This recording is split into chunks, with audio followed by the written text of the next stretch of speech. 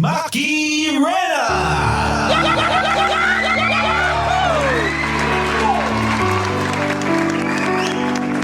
Maki Alam! Maki Alam!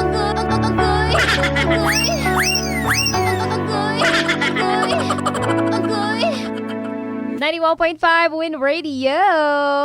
Halo, halo. Halo kay Ube, mga marikoy-parikoy, mga kapitbahay ko, pakilamero at pakilamera!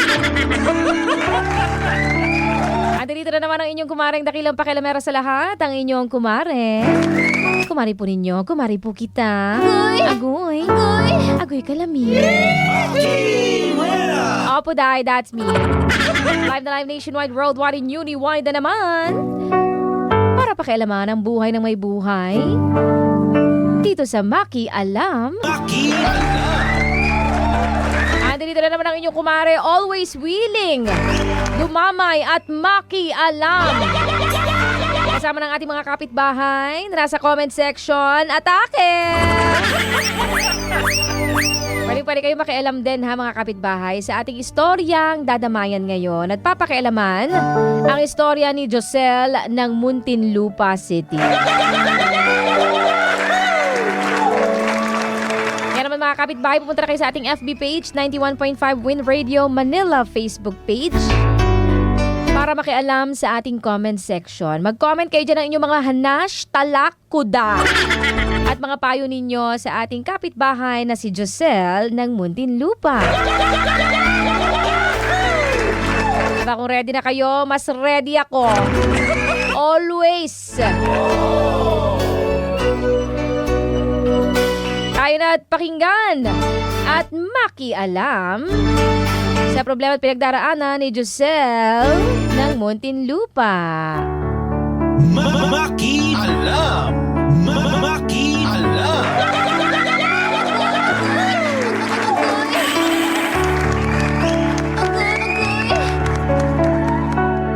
Maring Maki Rena, kailangan ko ng payo mo.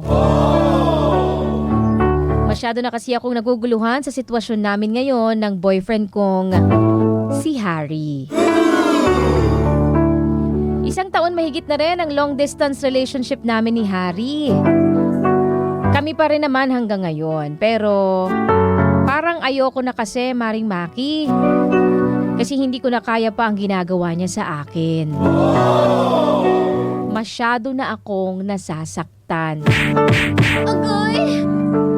Pakiramdam ko nga, pinagmumukha na lang niya akong tanga. Agoy! Bihira lang po kami magkita. Bilang lang sa kamay. Pagkatapos namin magkita, bigla na lang siyang mawawala na parang bula. Walang paramdam, palaging ganon, Maring Maki. Hindi mo makontak. Walang Facebook. Talaga ba? Wala kaming communication na matino. Ang dahilan niya, busy daw siya sa trabaho at wala siyang oras para makipag-usap ng matagal. O kaya naman, walang signal, dead bat at kung ano-ano pang mga dahilan. Smell something fishy. In short, Maring Maki, nagpaparamdam lang siya kung kailan niya maisipan at magustuhan. Ayos naman sana kung LDR kami, basta maayos ang communication namin. Kaso hindi eh. LDR na nga kami, ganito pa siya. Noong huli namin pagkikita, lumabas kami, kumain. Masayang masaya kami. Nag-check-in pa nga kami eh. Agoy. Agoy, nag-check-in. Sana all. Nag-check-in kami, tapos ayun, pagka-uwi, wala na naman siyang paramdam. Kaya ang plano ko, sa susunod naming pagkikita, makikipaghiwalay na ako. Josel ng Muntinlupa City. Sabi daw, makikipaghiwalay ka na talaga? Diyos ko, Maring Josel, Tapos na ang ghost month, Mare. Ghost project na pinag-uusapan ngayon dito. Charing gola. Bakit naman hihintayin mo pa na yung next ninyong pagkikita para makipaghiwalay ka? Hiwalay na kung hiwalay. Ganon, wala nang usap-usap. Total, lulubog at lilitaw naman siya eh. Di it's a tie. Hindi siya nagpaparamdam. Di iwas na magparamdam siya ulit. Huwag ka na pumayag makipagkita. Kamo, sabihin mo sa kanya, pagod ka na. Tama na kamo. Kung ayaw niya magparamdam, di wag na talaga kahit kailan. Ganun lang yon, Marikoy. Nakakapagod kaya maghintay sa wala, di ba? Nakakapagod, nakakaanin.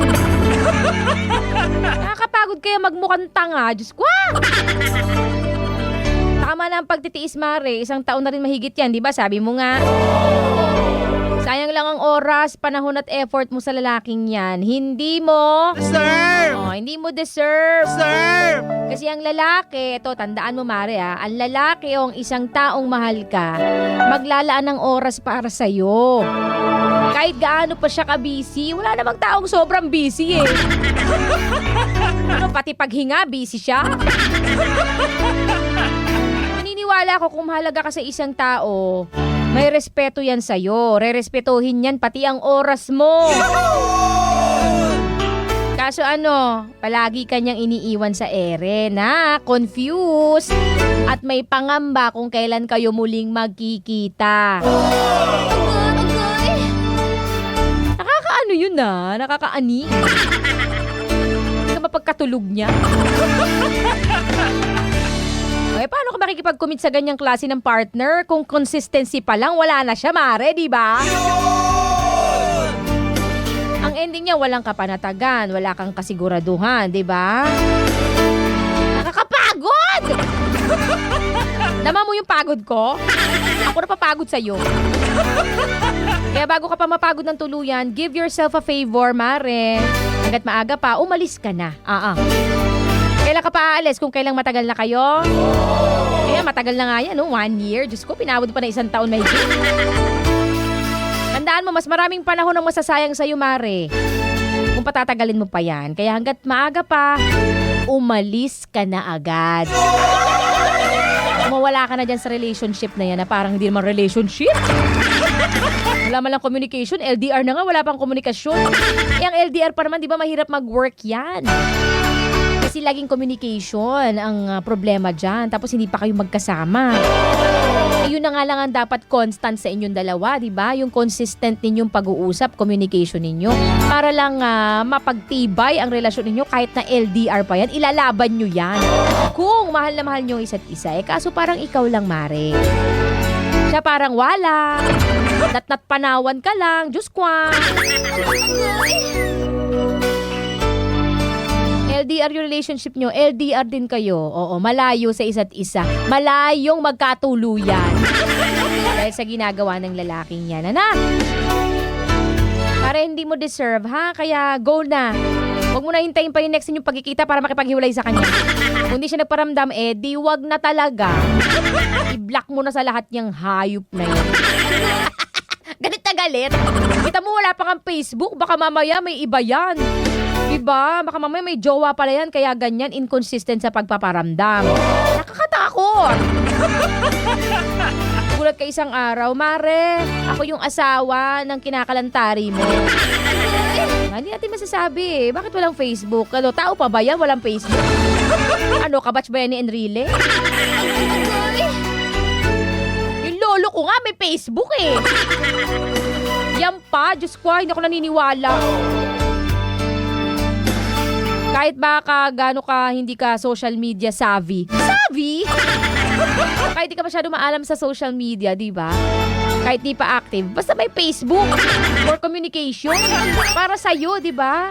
Para sa inyong dalawa, pero hindi niya magawa. So, ibig sabihin may something yan. I smell something fishy. Huwag pang hinayangan, Mare, Okay na yan. Pass. X, cancel, return back to sender. Okay, Maring Giselle? Ayan po si Maring Giselle na Muntinlupa City, ang ating pinakailamang buhay. O mga kapitbahay, Makialam. makialam na sa ating comment section. Atake! 91.5 Win Radio Manila Facebook page. Mag-follow lang kayo at makikita ninyo ang ating istorya ngayon. Ang istorya ni Giselle.